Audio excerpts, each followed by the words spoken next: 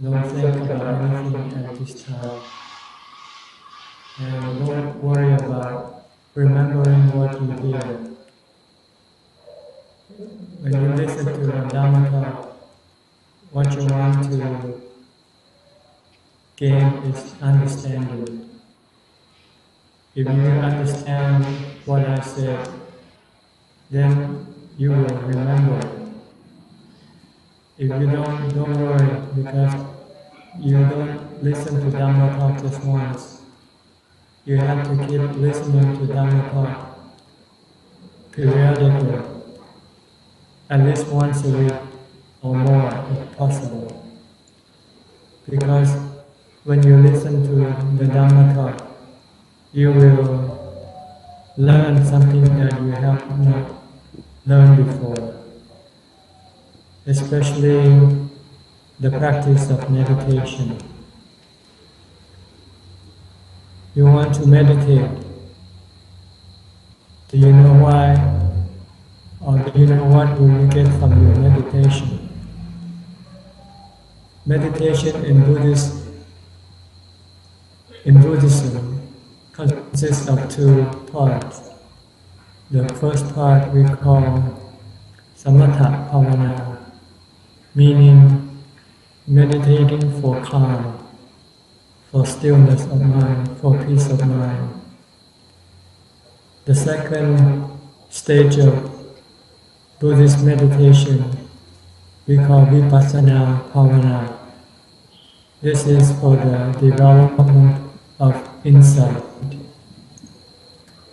This two steps has to be achieved in order to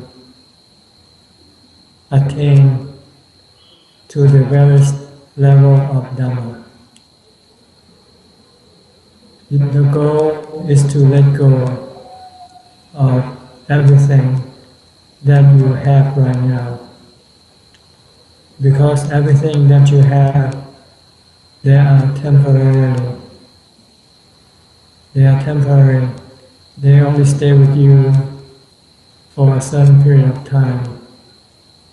And eventually, they will have to leave you, or you will have to leave them. If you know ahead of time that you will have to lose everything, and if you prepare your mind for the eventuality, when things happen, your mind will not be affected. Your mind will remain peaceful, at ease, and happy, because you have relinquished, you have detached from everything. What is you? You are the mind. The mind is not the body. The mind comes into possession of the body at the time of conception in the womb of your mother. And after 9 months, the body and the mind come into this world. So you have to understand that the body is your temporary possession. One day the body will have to die. One day it will have to get old. One day it will have to get sick. But the mind is not the body. And the mind doesn't get old, get sick, or die with the body. So what you have to do is to teach the mind this truth. Because right now the mind is under the influence of delusion. Delusion is the mind thinks that the body is itself. So it clings strongly to the body. And the stronger you cling to the body, the more stress, the more misery the mind will have. But if you know the truth that you are not the body, you are the mind, and you can exist and be happy without the body. So you want to train your mind to detach the body, not to cling to the body. And this is what Buddhist meditation practice is about, is to train the mind to let go of the body and everything else. Not just the body. Other people's body is the same thing. Like the body of your loved ones, your parents, your sister, brother, your husband, your wife, your children, they are all temporary. They will sooner or later leave you, or you will leave them. But this is okay, there is nothing wrong with the body, because this is just the way the body works. But the mind of each individual, like your father, your mother, your sister, your brother, your husband, your wife, your children, their mind don't die with their body. So if I should compare, the body is like a puppet. The mind is like a puppeteer or puppet master. The mind is the one who directs the body to do all kinds of activities. Like tonight, before you can come to Wat Yannasangwararam, the mind has to instruct the body first that tonight we're coming to Wat Yannasangwararam. And then you direct the body to take the mind to Wat Yannasangwararam. If the mind doesn't instruct the body to come to Wat Yannasangwararam, then you won't be here tonight. So this is the relationship between the body and the mind. The body is temporary, the mind is permanent. So what you want to do is to take care of your mind, to teach your mind the truth, and train your mind to let go of everything. Because once you are capable of letting go, you will not be sad when you lose them. So meditation is one way of letting go, sitting in meditation. When you sit in meditation, concentrate your mind on one object, such as a mantra. In Thailand, we use the recitation of the Buddha's name, Bhutto, Bhutto, Bhutto. This will prevent your mind from thinking about this and that. And when you don't think, your mind becomes blank and eventually becomes still. When your mind becomes still, the mind temporarily let go of everything. It let go of the body and everything else because it has no thoughts about them. This is a temporary detachment, because you can only stay in this state of mind for temporary. When you meditate, you might be able to stay in absorption for maybe 20 minutes, 30 minutes or more, depends on your ability. But shorter or longer, sooner or later you will have to come out of your concentration state and come back to the body. When you come back to the body, then you start to cling to the body again. So what you have to do next, after you withdraw from samadhi or meditation state. Sorry, Ajahn. Yes. Sorry, Ajahn. Could we just stop for 1 minute? We need to do some change in the speaker system, just for a few minutes, please. Sorry. Okay, go ahead. You want me to keep talking so you can? Yes, Ajahn, could you please? Yes, Ajahn, can you carry on speaking for a while? Okay. Just keep talking. Yes, Ajahn. Yeah, we are back on. Okay. Okay, we're okay now, Ajahn. Could you please carry on with the desana? Thank you. Okay. After you come out, after you have come to a sitting session, when you sit in meditation, your mind becomes still. You stop thinking temporarily. You stop acknowledging or being aware of the body.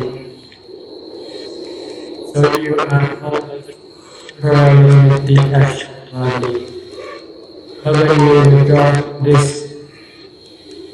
meditation session and you come back and you're aware of the body, you start thinking, and then your delusion will direct you to cling to things again, cling to your body, cling to the body of other people. So what you have to do next after you come out of meditation is you have to instruct your mind to know that everything that you have, everybody that you know, they are all temporary. Sooner or later, you are then going to depart from this world. So you must like to everything. Because Buddha said, Ajahn, Dukkha, Anatta. Ajahn means temporary, impermanent. Dukkha means suffering or stressful. If you cling to Anatta, you cannot control them, you cannot own them. They don't belong to you. This is what you have to instruct your mind when your mind is meditation. And you have to instruct your mind to touch from everything, not just your body, your work, your money, anything that you have. Because if you cling to it, you will be affected. Because you will want them to be with you all the time.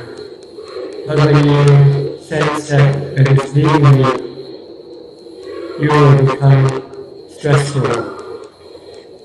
But you will for them and be ready to let it go when the time comes. Then you will not be stressful.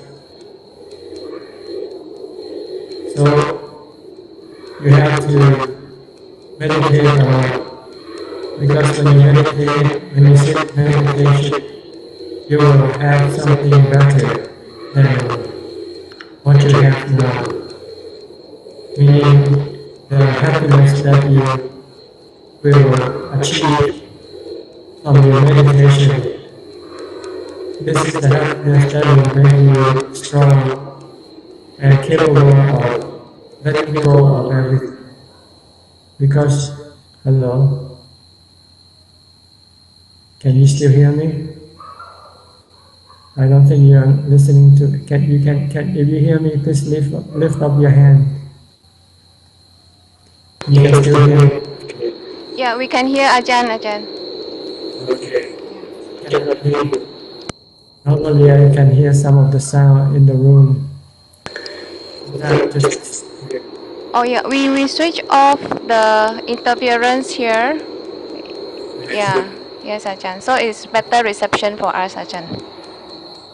Okay.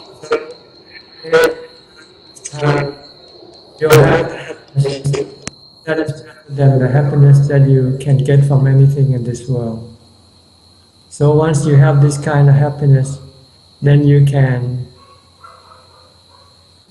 let go of everything. Because the reason why you still cling to things and people is because you need them to make you happy. But once you have this happiness from meditation, then you don't need them anymore. Then you don't need anything anymore. Because you can be happy without having to have anything. All you have to do is to know how to calm your mind, to make your mind peaceful, to make it from thinking, from creating desire. That's all you have to do. Once you have this ability, then you can live alone. You can become a monk. That's what monks do. We don't rely on things or people. We rely on the happiness that we create from our meditation practices. And you can do the same. But what you need is time. Because in order to achieve result, you have to practice a lot. Practically all day, from the time you get up to the time you go to sleep. That's what monks can do, because monks don't have any other occupation, have no other work to do. So monks can concentrate on their practice. When they're not sitting, they develop mindfulness by concentrating the mind on one object, either a mantra, or you can focus your attention on the body. Watch your body, every movement, from the time you get up to the time you go to sleep. Couple the mind with the body. Don't let the mind wander here and there. If you can maintain this level of concentration, when you sit in meditation, you can focus on your breathing, and your attention will be continuous, and it won't take long, maybe 5 to 10 minutes, your mind can become still, and then you will have the kind of happiness that the Buddha said is the profound or blissful happiness, the happiness that excel all other kind of happiness. Once you have this happiness, then you know that you can live alone. You don't need anything. You don't need anybody. So when you come out of meditation, when your mind starts to desire for things or for people, you tell the mind that what the mind desires for is suffering, not happiness. Because the thing that the mind can possess can only possess temporarily, not forever. So when the thing that you possess go away from you, you lose them, you become sad again. So you don't need this thing, because you can always go back into meditation and have the happiness within yourself. So this is what you have to do when you are not sitting in meditation. And when you come out, if you're not developing mindfulness, then you should develop insight or wisdom, which means you have to look at everything as anicca, dukkha, anatta. If you see things as anicca, dukkha, anatta, you will stop your desire. You will say, forget it, I don't need it. I can be happy without it. Why should I get something that is only lasting temporarily, and then I will have to lose it sooner or later. And when I lose it, I know I will be unhappy. So this is what you should try to teach your mind. When the mind desires for this thing or that thing, for this person or that person.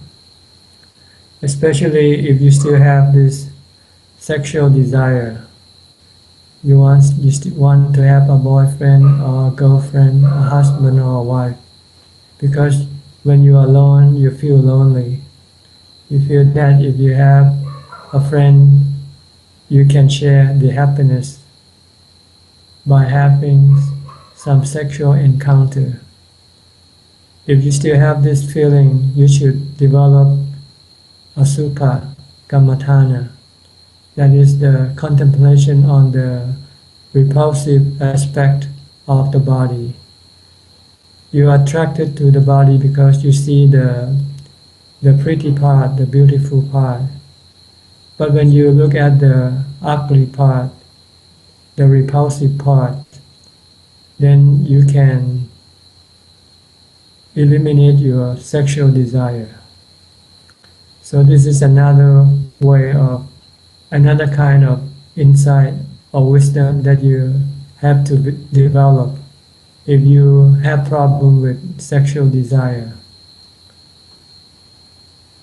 So this is basically what you want to do if you want to have peace of mind all the time without having any stress, any anxiety, worry, or fear, because the mind has wisdom to instruct the mind not to have attachment to anything. You can still have things, you can still have people, know people. So long as you are not attached to them, then your mind will not be affected when something happen to them. But if your mind become anxious, worry, that means you already have attachment. You have desire for them to be like this or like that. And when you feel that your desire cannot be fulfilled, you become agitated, unhappy. But if you look at the truth that you cannot control them, you cannot tell them to be like this or be like that, then you would, if you don't want to be unhappy or stressful, you just have to let them be. Let go of them. Don't try to manage them. This is the goal of Buddhist meditation, to relieve the mind of all kinds of stress, anxiety, unhappiness, or sadness. You can do it, but you have to put in time. It's like playing a sport, like playing golf. If you want to be a good golfer, you need to put in a lot of time. You have to practice a lot. If you only do it once in a while, then you will not be able to play it good, to be able to enter the professional competition. If you want to be a professional golfer, then you have to dedicate all your time to the practice. The same way, if you want to have complete elimination of stress from your mind, then you would have to practice all the time. And the best way to practice, the easiest way, the best way to have the time to practice is to ordain as a monk, or as a machi in Thailand we call for the woman. Then you don't have to worry about working, earning money, because you will be supported by the Buddhist community. And then you will have the location or the space that is conducive to meditation practice. In order to achieve easy and quick result, you have to live in a quiet environment, away from all the sights and sounds and all the bustling and hustling of things and people, like living in the forest. That's where the Buddha had achieve his enlightenment. And that's why the Buddha teaches all meditators to seek this kind of place if they want to achieve result. So this is basically what I want to relate to you tonight. So I can leave the time for you to ask me any question you like. Okay?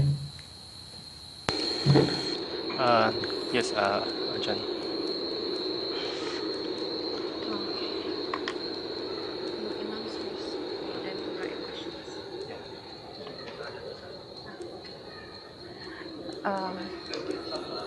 Yes, Ajahn, we will ask the audience to write the questions.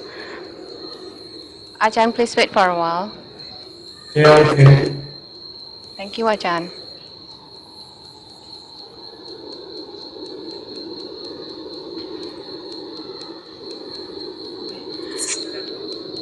So in the meantime, I have one question here. Yeah, the question is about meditation. Lately, after meditating, I find that my head is too heavy or pressurized. I heard someone saying that it's because I'm over concentrating. So can Prajan give some pointers in the technique to apply to relieve this pressure from the head? Thank you, Ajahn. You have to seek the middle way. That is, you should not expect too much, but you have to put in the effort. So you have to find the balance between exerting and not exerting too much. The problem is usually when you sit, you expect the result too much. Don't worry about the result when you sit. Just try to concentrate on your meditation objects. That's all. And let the result happen by itself. If it happens, fine. If it doesn't happen, doesn't matter. Just develop mindfulness. Just be mindful of your meditation object. Like if you're watching your breathing, just keep watching. When you're breathing in, beware that you're breathing in. When you're breathing out, beware that you're breathing out. Just know. Don't try to force your breathing. Use the breathing as an anchor, something to tie your mind to prevent it from thinking about this and that. And whether you will have the result or not, that's up to your focusing, your concentrating. And one of the problem with people is when they have to sit still, they tend to react. They don't like to be still. They're used to doing all sorts of activities. So when they have to sit still, they become stressful. So maybe this is one of the reasons why you have problem with the body when you have to sit in meditation. But you don't have to worry. It's no big deal. Don't worry about. Just acknowledge that it is so and forget about it, and come back to your meditation. Come back to your concentrating. Come back to your focusing of your meditation object. If you don't think about them, don't worry about them. You don't get distracted. Once you get distracted, you cannot go on. So forget about everything that might appear at the time of your meditation. Only pay attention to your meditation subject. If you use breathing, just focus on your breathing and ignore everything. Sometimes you might feel itchy here and there. Sometimes you might feel like you are leaning too much to the front or to the back, to the left or to the right. Don't worry, don't adjust your body posture. Leave it alone. Keep on focusing, concentrating on your meditation. Because these are the distractions that you will have to face in your meditation practice. And if you pay them any attention, you will lose your concentration. You will not be meditating anymore. So keep on focusing, concentrating on your meditation object only. Regardless of what happened to you, you feel, to whatever you feel. If you feel itchy, forget about it. Don't try to scratch. Because if you scratch, you will keep on scratching. Okay, just keep on meditating. And just maybe when you first start, you might not get much result. But the result that you already have achieved is to be able to sit still for a while. To be able to sit still and meditate. So you have already achieved something by doing this. And you have to maybe do more and more, especially the development of mindfulness. Before you come to sit in meditation, you first must have mindfulness if you want to have any result. If you don't maintain mindfulness before you come in to sit, when you sit, your mind will be wandering here and there, will be thinking about this and that, and you'll find it very hard to focus on your meditation object. So, first of all, you must try to develop mindfulness in your daily activity from the time you get up. When you get up, you must first start mindfulness first. Ask your mind, where am I? Am I with the body? Am I with the mantra? Or am I thinking about this or that? If the mind is thinking about this and that, bring it back. You can think, of course, if something important, like you might have to do your planning today, what you're going to do today. But once you know what you have to do, what you do, and when you prepare to do what you have to do, that during that time you should come back to the present, come back to the body, or come back to your mantra, and continue on with your preparation. Going to the bathroom, wash your face, brush your teeth, take a shower, whatever you do, just be with that activity. This is what it means by maintaining mindfulness, developing mindfulness. Once you have the mind concentrate or fix on the body activity, when you sit down, you can use a mantra or you can use the breathing as your meditation object. And your mind will not wander here and there, think about this or that. And you can get the mind to become still very easily and quickly. Any more question? Okay, Ajahn. The next question that one of the brothers asked is, can Ajahn share with us what is the meditation practice taught by Ajahn Mahabua? Yes, Ajahn. Yes, Ajahn. I repeat the questions. Ajahn, can you share with us the meditation method taught by Ajahn Mahabua? Thank you, Ajahn. Sorry, Ajahn. Mahabua teaches the recitation of the Buddha's name, Bhutto, Bhutto. That's what he used when he developed meditation. But he does not stop people from using other type of meditation object, such as anapanasati. Sometimes he also instructs people to use anapanasati, meaning mindfulness of breathing. And he also teaches people to be mindful of the bodily activity. Whatever the body is doing, the mind should be watching at all times, because this is a way of maintaining mindfulness. But when you sit, you can choose whatever kind of meditation object you like to use. You can use a mantra, you can use the breathing, or you can even chant. If you cannot concentrate on your chant, on your mantra, or on your breathing, you can maybe chant, do some chanting if you know some chanting, or you can recite the sutta in English or in Pali, doesn't matter. And then you recite that sutta. This will let your mind have something to do and stop it from thinking about this or that. And after you chant or recite for maybe half an hour or an hour, and when you feel tired, then maybe you are ready to focus on your breathing. Because when you feel tired, that means you don't want to think anymore. See, you must first tie your thinking, get it to do do chanting or to do recitation, mantra, or to recite the sutta. And after you do it for a while, you feel peaceful and calm, then you can stop. Then you can just observe your breathing. So you have to adjust the meditation method according to the situation. Sometimes your mind is restless. Sometimes you might even have to use what we call panya or wisdom to calm your mind. Like when you try to sit and meditate and then you worry about something, such as maybe your job, your friend, your family, then you have to use panya or insight to look at those things that bothers you.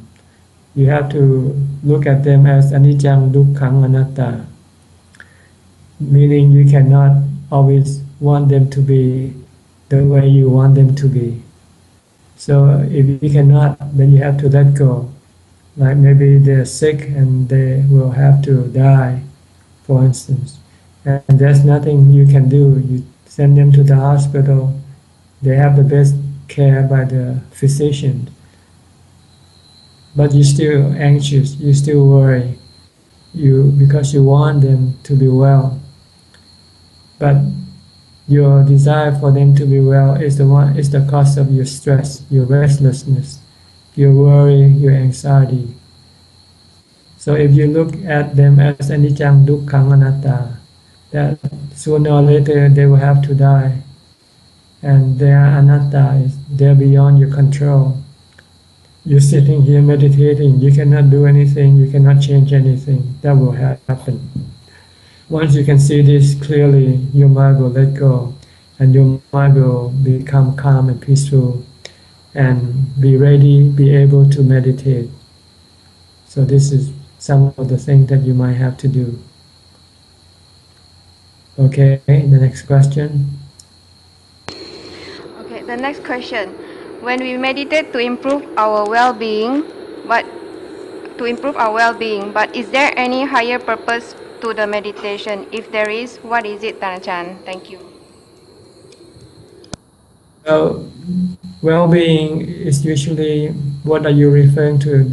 Well-being of the body, of the mind. Because well-being of the body is, like I say, it's only temporarily. It's not permanent.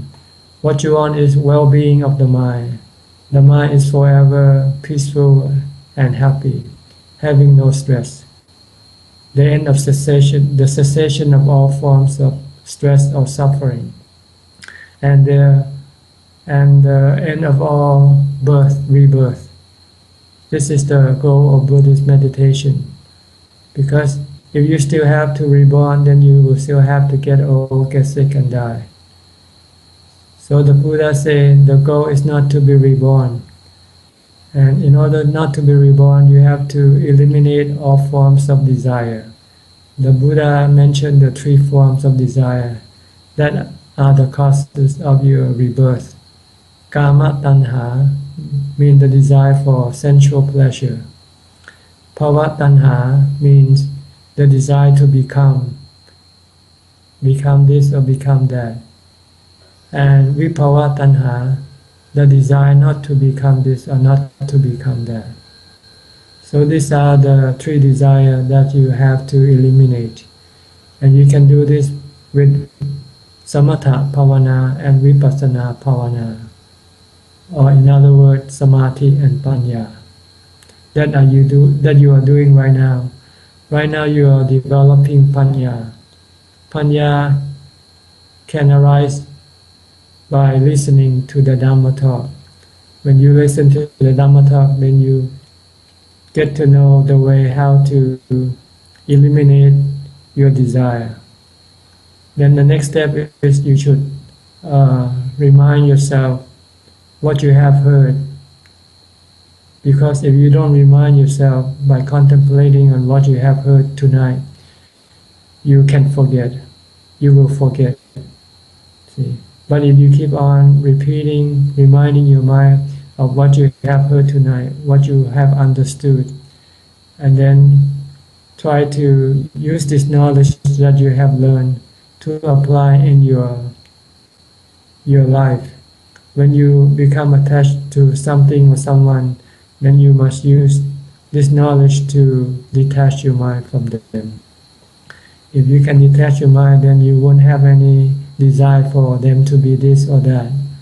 Because eventually there will be whatever they will be. If everybody will have to get old, get sick and die. Regardless of whatever you do, you cannot stop this process. So this is panya. We call them the 3 levels of panya. The first level is the panya that arises from listening to the Dhamma talk. In Pali we call sutta maya panya.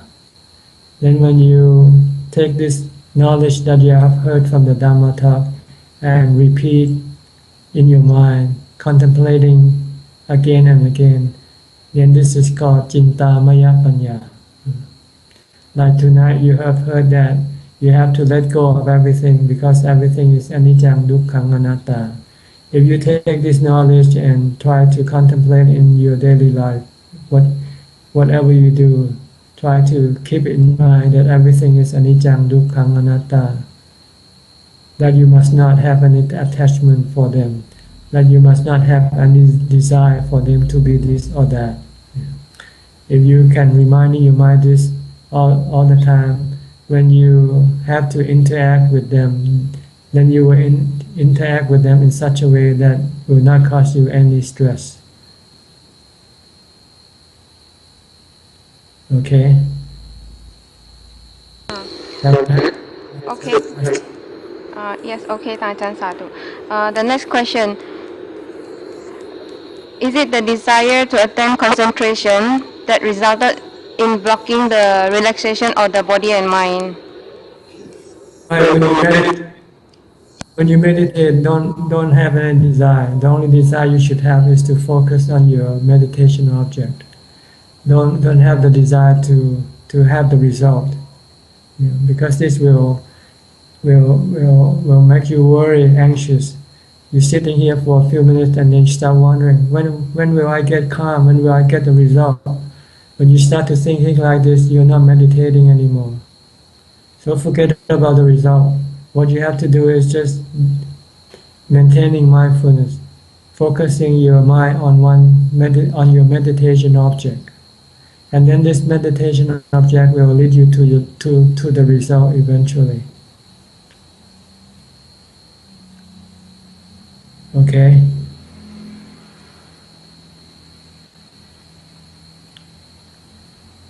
Any more question? Yes, the next question, Ajahn. After prolonged meditation, be it mindfulness or the breath, I get a very strong nausea feeling, which persists for a number of hours to a few days, during which eating has to be forced. So how to manage this, Ajahn? Does Ajahn get the questions, Ajahn? After meditating, you get a nausea feeling for many hours afterward. Yes, Ajahn, many hours until a few days, and then after that, even this person have when she eat or he eats, it has to be forced to eat. But when you go to a movie, you have no experience like this. Hello? Yes, Ajahn. When you go to you have no experience like this afterwards. Okay, whoever have these questions, Ajahn asking. Yeah, Ajahn asks whether you have this feeling when you go to the movie or when you go to only after meditation. So if go movie is okay, Ajahn. So you should define, is your kilesa, is your desire or your kilesa reacting? It wants to prevent you from meditating. So it creates this obstacle. So you should ignore it. Because other people don't feel don't have this kind of experience. Okay. Okay, Ajahn, understand.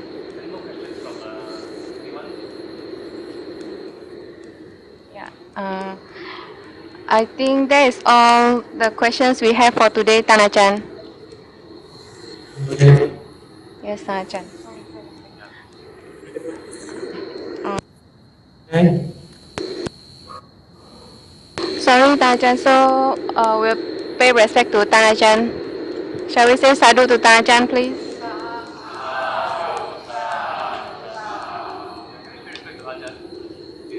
First Uh, bow, second bow, third bow. yeah. Does Tan Ajahn has any message for us? Just keep on.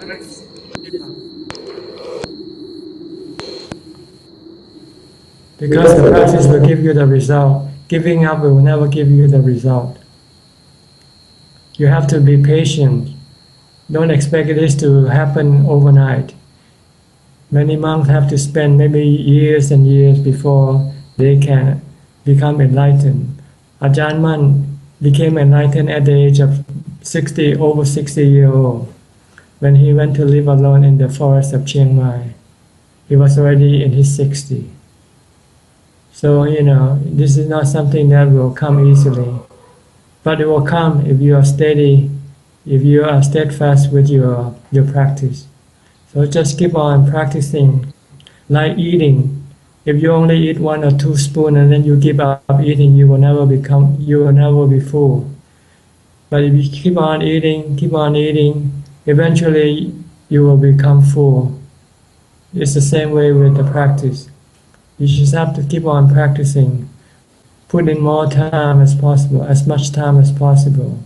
Because if you practice 1 hour a day, it's very, very little when you compare to the time that you spend doing something else. So you have to put in more time. That's all I have to give the advice for today. Maybe next week we'll meet again. Maybe you can prepare some more questions for me to answer. Okay, Tan Ajahn. Thank you, Tan Ajahn. Sadhu, sadhu, sadhu. Okay,ยะถาวาริวาหาปุราปริปุเรนติสาคลังเอวเมวะอิโตทินังเปตานังอุปกัปปติอิชิตังปฏิตังตุมหังคิปะเมวะสมิจจตุสัพเพปุเรนตุสังกปายันโทปนะระโสยะถามณิโชติระโสยะถาสัพพิติโยวิวัจจันตุสัพพะโรโควินัสตุมาเตภวัตวันตรายโยสุขีทีขายุโกภวะอภิวาทนาสีลิสะนิจจังวุธาปจายโนจัตตารโอธรรมาวาทานติอายุวันโนสุขังภาลัง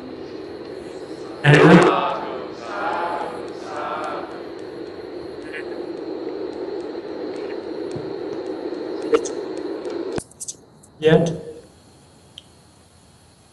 Anna, did you bring the book to the temple to distribute? Yes, Ajahn, we are going to announce it now. Okay. Okay, bye. See you next Tuesday. Okay, Ajahn. Thank you, Ajahn. Thank you, sadhu.